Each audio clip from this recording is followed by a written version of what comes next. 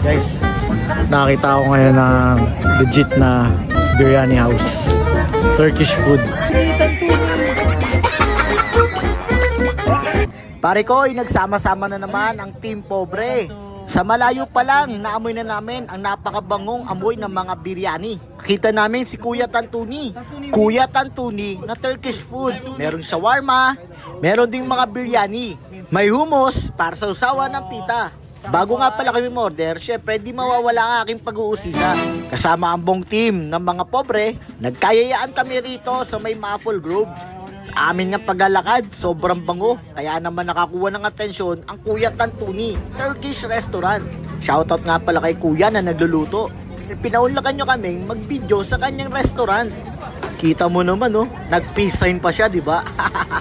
So ang aking order ay ang beef Tantuni biryani rice. So may special sauce sila dyan. Hindi ko na alam kung ano ang tawag. Hindi rin mawawala ang shawarma. Ang iba kong kasama ay in-order yun. Pero ito guys, tignan mo kung ano ito. Familiar ka ba rito? Parang si Jejet. Baklava! Mutapal is talong. Talong, okay. Yeah, talong, eggplant. And this one is beans. Yeah, type of beans. Type of I don't know how to say it. So this one is motabal and hummus. Pero siya kasamang dalawang pita.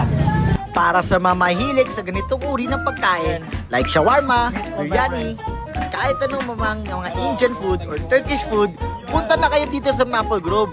Niluluto na nga ngayon ng aking pagkain, habang ang iba ay naghihintay. Kaunting interview para kay Kuya. Tuwang-tuwa tuloy si Jedi Boy. Nakakita na naman siya ng idol niya. Yan nga pala ang baklava. Kabilang banda, piniprepare na ni Kuya ang order nilang shawarma. Tignan nyo to guys. Baklava. Luto na nga pala ang aking hummus na may kasamang dalawang pita. Siyempre kailangan namin ng patulak, kaya umorder din kami ng milk tea sa tabi. Niray na nga ni Sir Amazon ang tinapay na walang levadura. Ang sagot ni Charles, inamoy pa nga.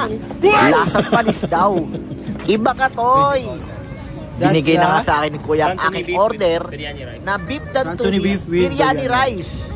Siyempre ang rice niyan ay basmati. Sir, that's right. Ay siya, kain naman sa sarap.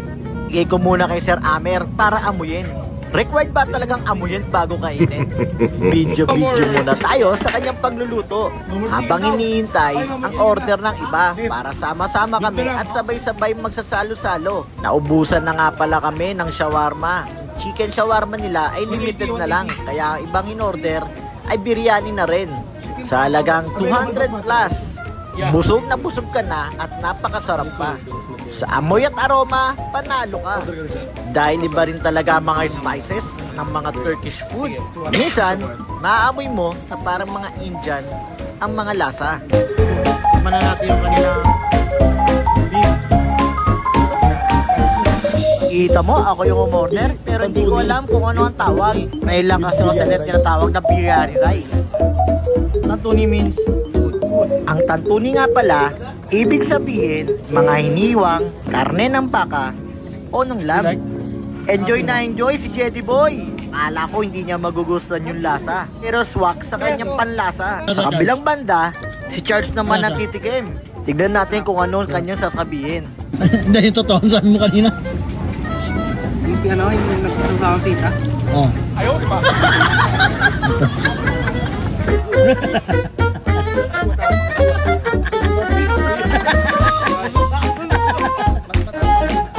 Lakas talaga kumain ni Jedi Boy. Akalain mong naubos niya ang dalawang kanin, isang tasa, 1 kilong baka. Kaya naman nag-enjoy ang tropa.